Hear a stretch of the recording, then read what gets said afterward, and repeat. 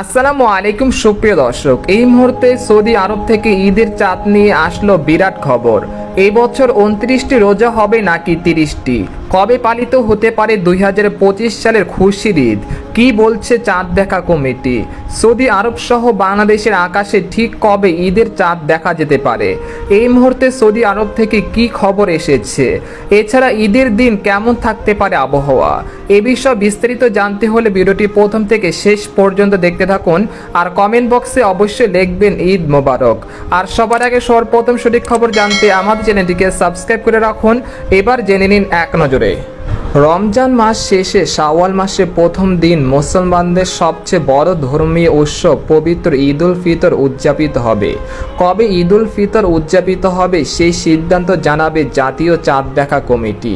এবারে রমজান মাস হতে পারে 29 দিনের। আগামী 30শে মার্চ দেখা যেতে পারে শাওয়াল মাসের নতুন চাঁদ। সে অনুযায়ী দেশে 31শে মার্চ সোমবার ঈদ উল ফিতর উদযাপনের সম্ভাবনা রয়েছে, এমন তথ্য জানিয়েছে বাংলাদেশের আবহাওয়া দপ্তর। এদিকে আগামী 30শে মার্চ রবিবার সূর্য ডোবার 1 ঘন্টা 4 মিনিট পর চাঁদ ডুববে এবং ওই দিন দেশের আকাশ যথেষ্ট পরিষ্কার থাকার সম্ভাবনা। সেই হিসেবে ঈদের চাঁদ খালি চোখে খুবই পরিষ্কারভাবে দেখার কথা। মজার ব্যাপার হলো সেই দিনই পৃথিবীর প্রায় সকল দেশে পূর্ব প্রশান্ত মহাসাগরীয় দ্বীপগুলোতে আগের তারিখে চাঁদ দেখার সম্ভাবনা। সুতরাং একই তারিখে সারা পৃথিবীতে ঈদ এবার আশা করা যায়। এদিকে পবিত্র ঈদ উল ফিতরের তারিখ ঘোষণা করেছে মিশর। দেশটিতে জাতীয় জ্যোতির্বিজ্ঞান জানিয়েছে আগামী 30শে মার্চ ঈদ উল ফিতর পালিত হবে।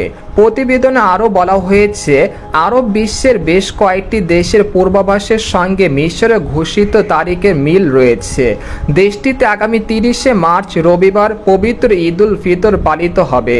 তারা আরও জানিয়েছে শাওয়ালের চাঁদ 29শে মার্চ কায়রোর স্থানীয় সময় দুপুর 1টায় জন্ম নেবে। এছাড়া এই চাঁদ সূর্যাস্তের পর প্রায় 11 মিনিট ধরে কায়রোতে দৃশ্যমান হবে। ফলে 30শে মার্চ রবিবারই ঈদ উল ফিতরের প্রথম দিন হবে। এবার ঈদের দিন কেমন থাকতে পারে আবহাওয়া জেনে নেওয়া যাক।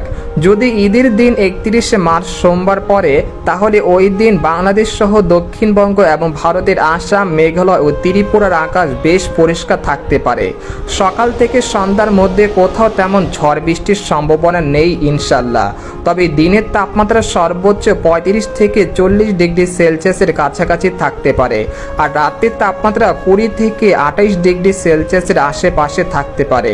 অর্থাৎ ঈদের দিন থেকে একেবারেই 5ই এপ্রিল পর্যন্ত দেশের আবহাওয়া পরিস্থিতি স্বাভাবিক থাকতে পারে। তো এই ছিল খবর। এরকম লেটেস্ট খবর জানতে আমাদের সাথেই থাকুন। ধন্যবাদ।